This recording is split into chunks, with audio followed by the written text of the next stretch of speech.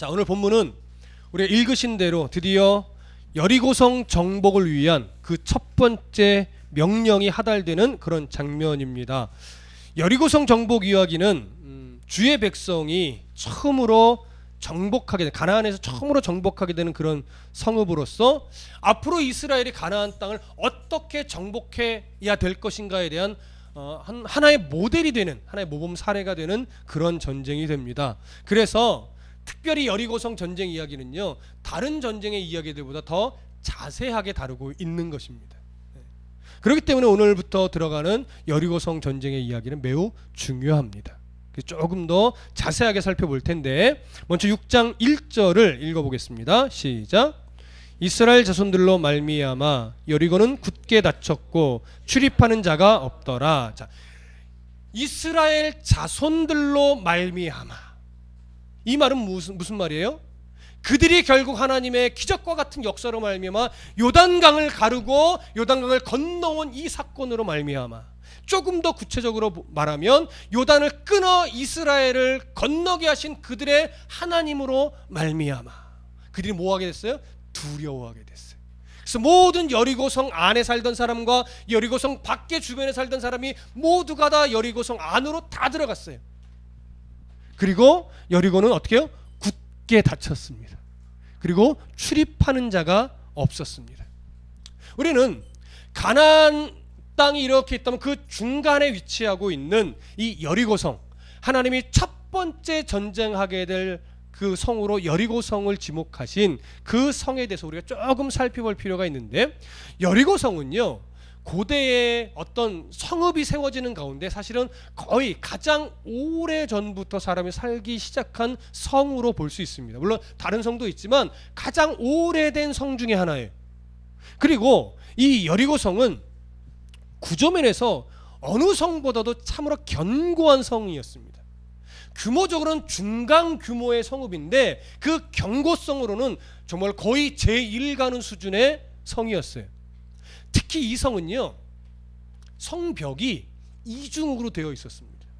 이중으로. 그래서 외벽이 일단 한번 자연 그 반석 위에 견고하게 외벽을 먼저 쭉 둘러요. 근데 그 외벽의 두께가 대략 1.8m 정도 됩니다. 네, 외벽이. 그리고 그 외벽의 두께가 1.8m로 쫙 돌린 후에 그 간격이 한 3.5m에서 4.5m 정도의 간격을 두고 내벽을 또 한 번 쌓아요.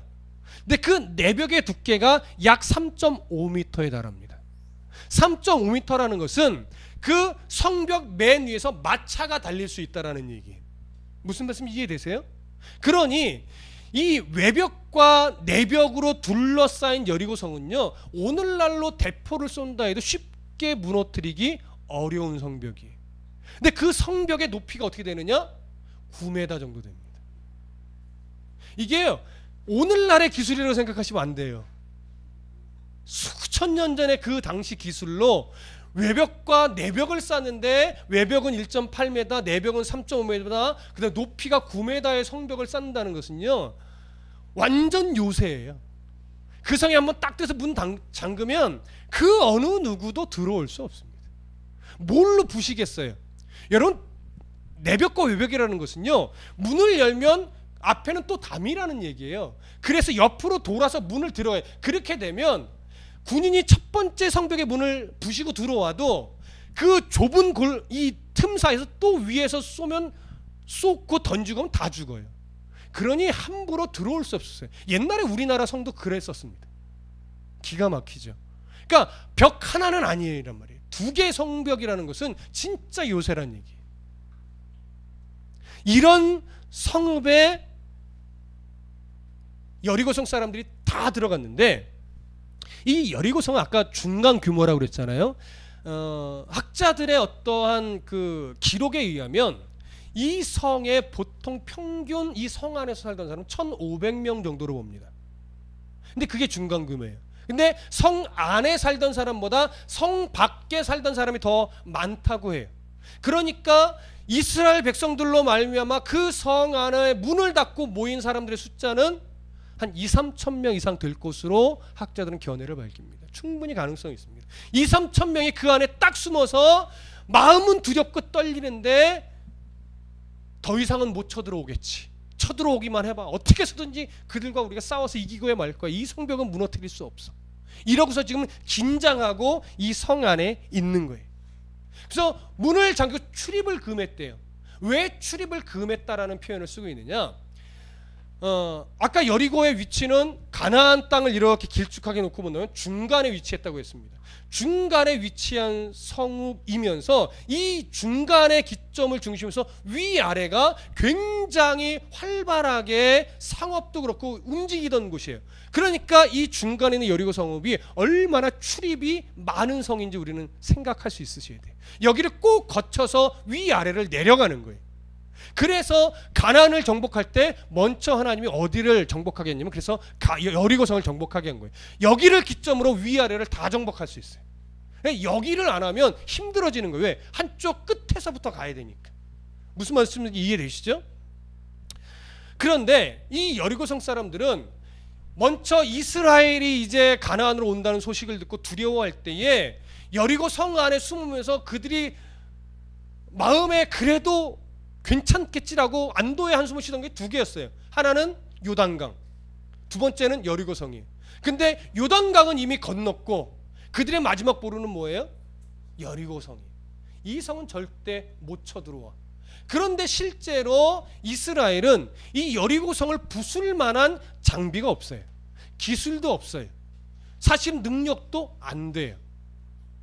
그런 외적인 현실을 알고 있기 때문에 여리고성 사람들은 그 안에 딱 들어가서 문을 걸어 잠그고 버티고 있는 거예요. 지들도 지풀에 지쳐서 돌아가겠지. 예. 얼마나 많은 식량을 그 성 안으로 가져다가 이렇게 차곡차곡 쌓아놨을까요? 수개월, 1년이라도 버틸 수준이 됐을까요? 정확하게는 알 수는 없으나 정말 한동안은 밖에 안 나와도 먹고 살 수 있을 만큼의 양식을 비축해 놓고 어디 한번 해봐. 아마 이러고서 버팅기고 있었을 것입니다. 이스라엘은 그 성을 하나님의 지혜로, 은혜로 정복하게 되겠지요. 자, 조금 더 이제 구체적으로 보겠습니다. 2절 다 같이 읽습니다. 2절 시작. 여호와께서 여호수아에게 이르시되 보라, 내가 여리고와 그 왕과 용사들을 내 손에 넘겨 주었으니. 자, 지금 2절에서 여호수아에게 이르시되 누가 말하는 걸까요? 2절의 시작해 보니까 여호와께서. 그러면 이 여호와는 우리가 5장에서 앞 시간에 살펴본 거기에 표현대로 하면 이 여호와는 다르게 어떻게 표현할 수 있을까요? 여호와 군대의 대장. 무슨 말씀 이해되시죠? 천사일 수도 있으나 우리는 전후 문맥을 살펴볼 때 이 여호와의 군대의 대장은 예수님일 것이다 라고 살펴봤어요. 그분을 어떻게 여기서는 여호와께서 이렇게 표현하고 있는 거예요. 그 여호와의 군대인 이스라엘에게, 특히 그들의 지도자로 세워놓은 여호수아에게 군대 대장 되신 예수님께서 첫 번째 말씀을 하시는 거죠. 이르실 때 보라, 내가 여리고와 그 왕과 용사들을 내 손에 넘겨 주었으니. 넘겨 주었다라고 하는 것은 히브리 원문에는 완료형으로 되었습니다. 이미 넘겨 주었다. 네 손에. 이 손이라는 건 당시에 권세를 상징합니다. 그러니까 이스라엘 백성들, 너의 그 손의 권세 밑에 저 여리고성을 다 집어넣었다 이거예요. 이미 싸우지도 않았는데, 문도 부시지 못했는데 이미 넣었다 이거예요. 무슨 말입니까? 하나님이 주기로 작정한 건 이미 준 것과 같다라고 하는 거죠. 왜? 하나님의 의지는 곧 뭐와 같아요? 결과와 같은 거예요. 그래서 여기는 정확하게 완료형으로 되어 있는 겁니다. 그런데 우리가 실제로 우리의 삶 속에서요, 성도의 삶 중에 힘든 이유 중에 하나는 바로 하나님이 약속하신 것과 실제 내 삶에 일어나는 현실과의 그 차이가 너무 크기 때문에 그래요. 지금 이스라엘 백성들 눈앞에 여리고성은 너무 위험차게 딱 서 있어요. 가장 잘 보이는 곳에 가장 견고하게 서 있는 여리고성을 바라보는데 여호수아에게 뭐라냐면 내가 너에게 줬어 이미. 네 거야. 자, 믿음으로는 알겠어요. 무슨 말인지 아시겠습니까? 믿음으로는 하나님 준 걸 알겠어. 근데 좀 금이라도 가 있으면 무슨 말인지 아시겠어요? 금이라도 한쪽에 그 말을 하는데 금이라도 이렇게 빠지직 소리가 딱 들렸다면 아 그래 가능성 있어 이러겠어. 근데 실금은커녕 너무나 견고해. 야, 알겠는데 그게 마음으로 와 닿겠냐고요. 여러분 우리가 좀 착각하는 건요, 지금 여호수아에게 이 말씀을 할 때 여호수아가 막 전폭적으로 맞아요 하나님, 저거 내 거 맞아요, 하나님 주신다고 했잖아요, 분명해요, 이렇게 막 신뢰가 넘쳐서 막 확신에 차서 막 감격에 겨워하는 이런 표정을 생각하실 것 같은데, 여러분 한번 잘 생각해 보세요. 도저히 무너질 것 같지 않아요. 실금 자체도 없어요. 문도 얼마나 단단한지, 야, 저 문 하나 부실 장비가 없는데, 야, 어떡하지? 근데 하나님이 뭐라고 말하냐면 내가 네 손에 넘겨주었어. 야, 그 간격이요. 마음 한쪽에서는 어떻게? 근데 예수님은 주었다라고 말하고 있고, 여러분 그 간격을 줄인다는 것은요 굉장히 힘든 일입니다. 굉장히 힘든 일입니다. 그때 그 불안해지는 마음을 우리는 어떻게 해야 될까요? 그 불안해지는 마음. 저번 시간에 여호수아가 그 여호와의 군대 대장을 만났을 때 뭐라고 했죠? 이곳은 거룩한 땅이니 네 발에 뭘 벗어라? 신을 벗어라. 자, 신을 벗으라는 의미는 물론 종의 입장에서 신을 벗는 것도 있지만 더 중요한 건 뭐라고 말씀을 드렸어요? 너의 권리를 내려놔라. 네 힘으로 뭔가를 해보겠다는 권리를 내려놔라. 네 생각대로 안 될 것 같으니까 낙심하는 그런 마음도 내려놔라. 왜? 네가 싸우는 게 아니고 누가 싸우는 거니까? 하나님이 싸우는 거니까. 여기서 여호수아가 배워야 되는 것은 뭐냐면, 현실과 믿음이 요구하는 것과의 거리차이가 클 때 그것을 비록 나는 불안하지만 하나님이 약속하시니까 그대로 되리라 믿고 불안한 마음을 뭐 하는 거예요? 누르는 거예요. 누르고 기다리는 거예요. 여러분 이게 믿음이에요. 이게 신뢰라고 하는 거예요. 신뢰라고 하는 것은요, 의심을 전혀 하지 않고 하나님 말씀하신 걸 완벽하게 믿어서 그래 주님이면 충분해하고 모든 것에 아주 의연하게 대처하는 것, 그것도 신뢰일 수 있으나 몇 명이나 그런 신앙을 가질 수 있을까요? 여러분 대부분은 그럴 수 없습니다. 분명히 말씀 안에서 하나님이 우리에게 보여주시고 약속하시는 것과 내가 실제로 느껴지는 것과의 차이는 큽니다. 근데 그때 그것이 너무나 간격이 큼에도 불구하고, 불안한 마음이 사라지지 않음에도 불구하고, 걱정거리는 여전히 한쪽에 남아있음에도 불구하고, 그래 내가 이것에 매일 권리가 없지, 하나님이 해결하실 거야, 다만 내가 해야 될 역할만 충실하게 하자 하고 어떻게 해요? 우직하게 기다려내는 거예요. 그게 신뢰예요. 그 정도는 할 수 있잖아요. 여러분 그 정도 못하세요? 때로는 넘어지지만 그래도 우리는 생각하며 누른다고요. 기다려보자. 아이고 어떻게든지 기다려보자. 하나님이 어떻게든 해결하실 거야. 아직은 불안하지만 그래도 하나님이 하실 거야. 그게 신뢰예요. 그래도 하나님이 하실 거야. 어우 답답해 미치겠네. 그래도 하나님이 하시겠지. 조금 더 견뎌보자. 와 언제 끝나는 거야. 아 그래도 하나님이 하실 거야. 네, 그 하나님 버릴 수 없지. 믿어보자, 기다려보자, 견뎌보자 하고 한 걸음씩 누르고 또 눌러서 끝내 일하시는 하나님을 보게 되는 거예요. 그게 신뢰예요. 신뢰를 너무 거창하게 바라보지 마세요. 여호수아요? 달랐을 것 같지요? 여호수아 마음 한편에 뭐가 있어요? 정말? 하나님 정말요? 정말 저 성이 무너질까요? 저렇게 단단할 것 같은데? 그 마음 있어요. 왜? 여호수아와 여러분이나 저가 다를까요? 성경은 다르다고 말하지 않아요. 같아요. 그런 여호수아를 쓰셨다면 오늘 우리도 그렇게 사용하시는 거예요. 우리도 여호와의 뭐예요? 군대예요. 예수님은 우리의 뭐예요? 대장이에요. 그 대장이 말씀하시는 대로, 시키시는 대로, 이끌어 가시는 대로 우리가 그저 따라가려고 애쓰는 게 신뢰죠. 여러분 꼭 기억하시기 바랍니다. 여호수아의 신뢰도 바로 우리처럼 아휴 하면서 가는 거라는 거, 으이그 하면서 따라가는 거라는, 그게 신뢰라는 거. 여러분 기억하십시오.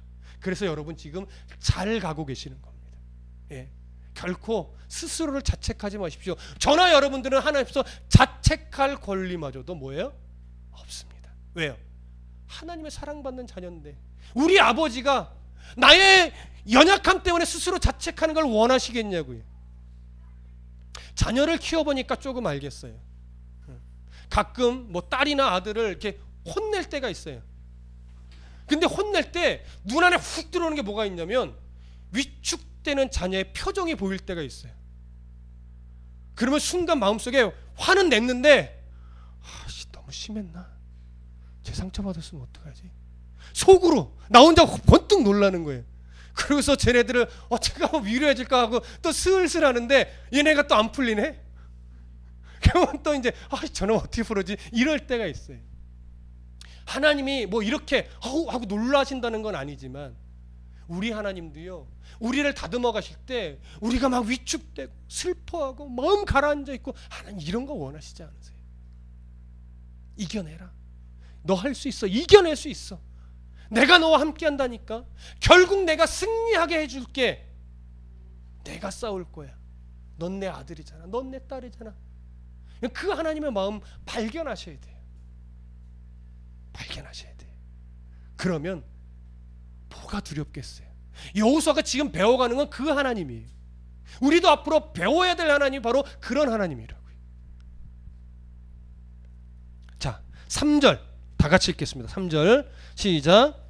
너희 모든 군사는 그 성을 둘러 성 주위를 매일 한 번씩 돌되 엿새 동안을 그리하라. 자, 하나님이 이제 전쟁의 방법을 가르치시는데 어떻게 말씀하시냐면, 너희 모든 군사는 성을 둘러 성 주위를 매일 한 번씩 돌되 6일 동안 그렇게 돌아라, 이 얘기를 합니다. 그런데 10절이나 뒤에 이야기를 더 보면 어떻게 도냐면, 소리를 내지 말고, 양강나팔을 제사장이 불 텐데 너희들은 너희들의 소리를 절대 내지 말고 침묵 가운데 뭐예요? 언약궤 뒤를 따라 돌으라는 거예요. 하루에 한 바퀴씩 6일 동안 그렇게 돌으라고 지금 명령을 하는 겁니다. 한 바퀴 도는데 몇 분이 걸릴까요? 학자들은 이 성의 규모를 감안해 볼 때 한 바퀴를 천천히 도는데 20분 정도 걸릴 거라고 예상을 합니다. 왜? 고고학적인 자료로 그 터를 조사해 보니까 그 정도 규모로 밝히는 거예요. 뭐 그런 것 같습니다.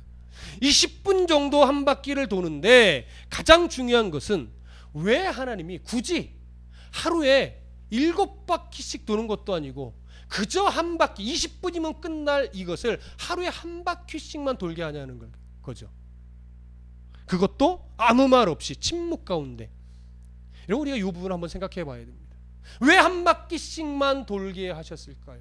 그것도 군인의 위험찬 모습으로 우우우 하면서 도는 것도 아니고, 그저 언약궤 뒤를 따라 조용히 왜 한 바퀴씩 돌게 했을까요? 하나님이 여리고성 사람들에게 보여주고자 하는 게 있습니다. 그것은 강한 군인의 모습을 지금 보여주고자 하는 게 아니에요.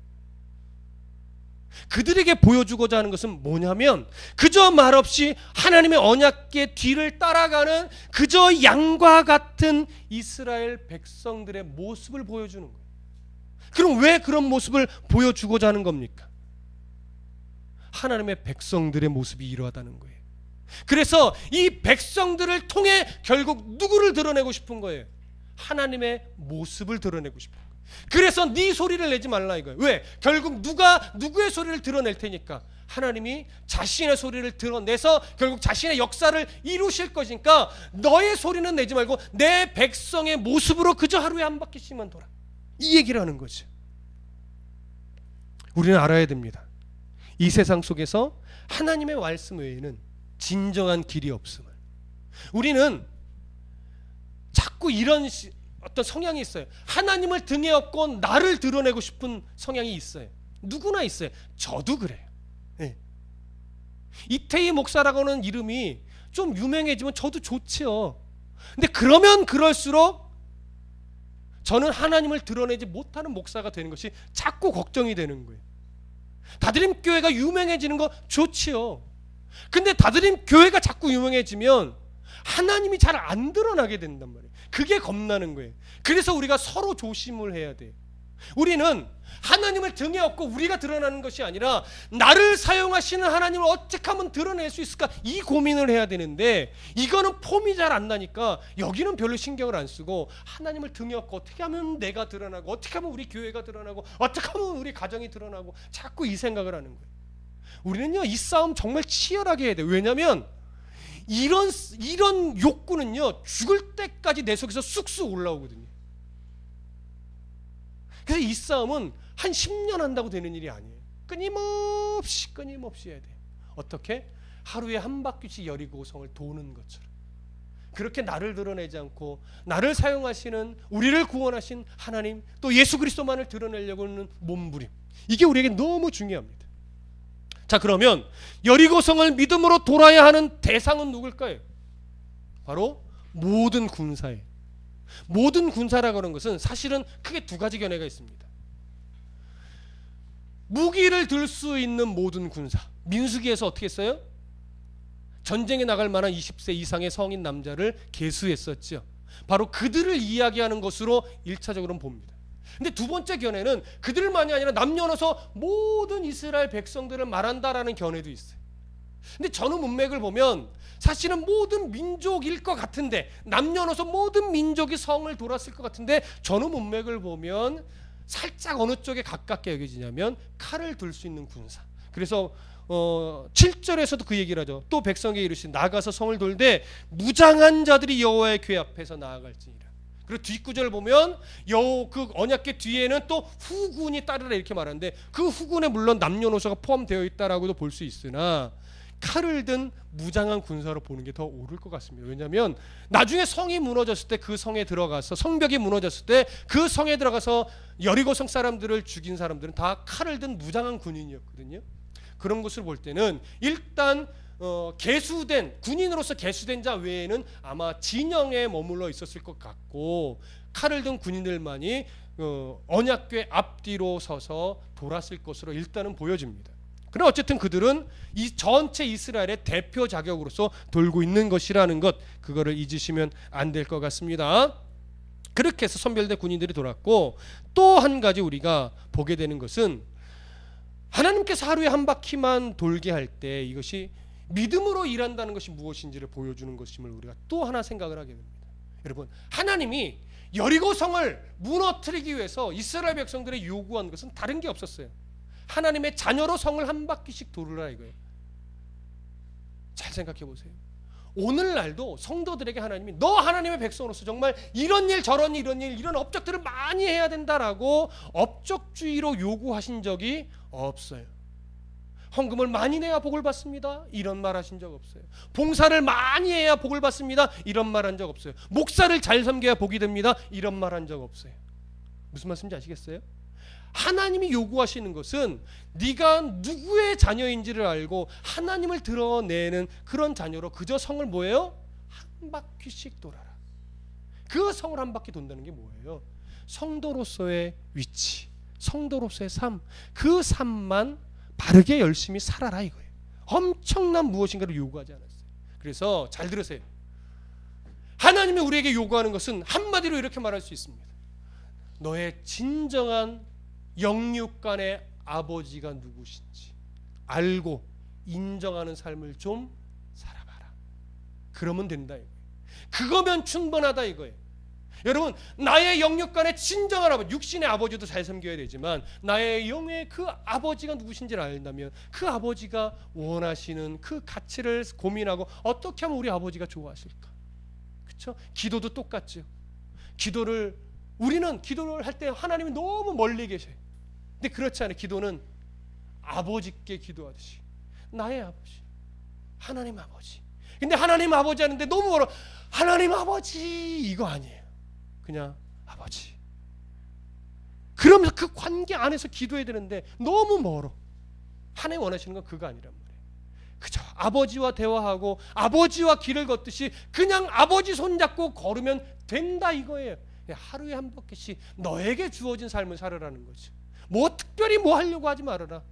아버지와 손잡고 하루에 한 바퀴만 돌아라. 그거면 뭐예요? 충분하다. 그러고서 우리가 그렇게 한 바퀴씩 도는데 6일 동안 돌고 7일째는 어떻게 해요?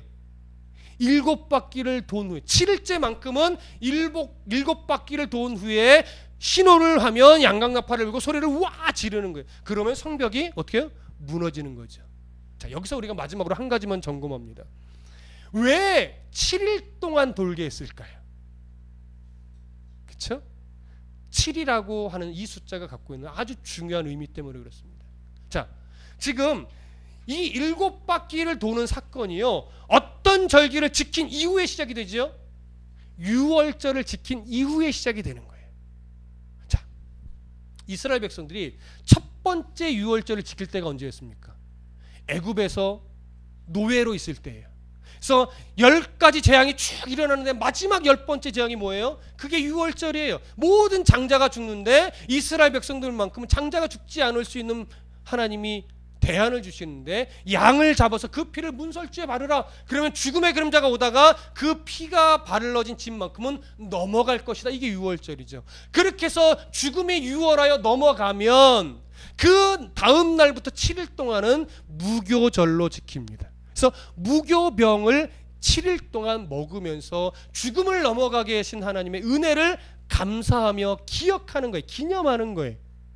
자, 그렇게 출애굽 애굽에서 10번째 재앙으로 죽음을 넘긴 이후에 이스라엘 백성들은 급하게 음식을 챙겨서 누룩 없는 빵을 광야에서 먹으면서 애굽에서 나왔어요. 그 끝 무렵에 어떤 사건이 벌어집니까? 홍해 바다 앞에 서게 되죠.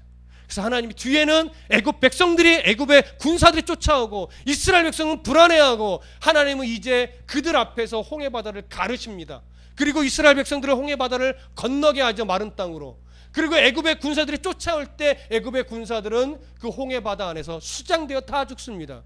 그래서 이스라엘 백성들은 홍해 저편에서 죽어가는 애굽 병사들을 보며 하나님이 주신 승리를 기념하여 미리암과 함께 뭐예요? 찬양을 올려드리는 거예요.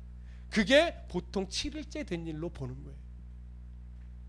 그러니까 보십시오. 이제 다시 두 번째 유월절을 지키는데, 어디서? 요단을 건너 가나안 땅에 들어가서 첫 번째 유월절을 지킨 후에 여리고성 전쟁에서 하나님은 7일간을 돌게 하시는 거예요. 그리고 마지막 7일째 7바퀴를 돌며 함성을 지르게 해요. 그때 하나님 뭘 주시는 거예요? 승리를 주시는 거예요. 이것을 기념하는 거예요. 하나님이 주신 승리, 하나님이 부어주시는 은혜, 그것만 기억하고 가면 가나안 땅 뭐예요? 정복할 수 있다 이거죠.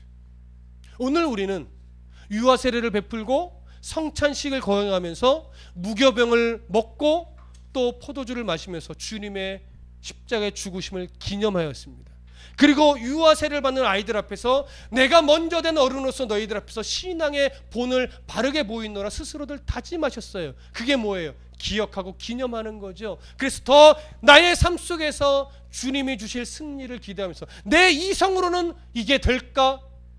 정말 하나님은 믿음으로 이렇게 하라고 하는 걸 알겠는데 정말 이렇게 살아도 될까?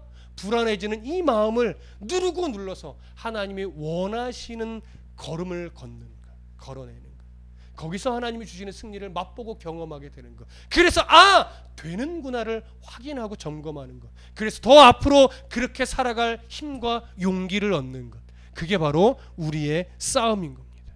여러분, 하나님을 믿고 하루 한 바퀴씩 그저 여리고성을 도는 마음으로 나에게 주어진 일생을 묵묵하게 살아나면 그거 별거 아닌 것처럼 여겨지시겠지만 결국 여리고성과 같은 세상이 내 앞에서 무너지는 것을 보게 될 겁니다. 그들을 딛고 서는 것이 아니라 그래도 이렇게 가니까 결국 하나님이 드러나는구나. 내가 죽을 줄 알았는데 아니구나. 이걸 보게 되는 거예요. 그 경험이 쌓이고 쌓이면 성숙한 성도가 되는 겁니다. 여러분, 이 세상, 여리고와 같은 이 세상 믿음으로 한 걸음씩 한 걸음씩 우리 걸어가십시다. 그래서 세상이 알 수 없는, 측량할 수 없는 사랑의 그 방법으로 승리해 나가는 성도가 되시기를 간절히 부탁드립니다. 기도하겠습니다.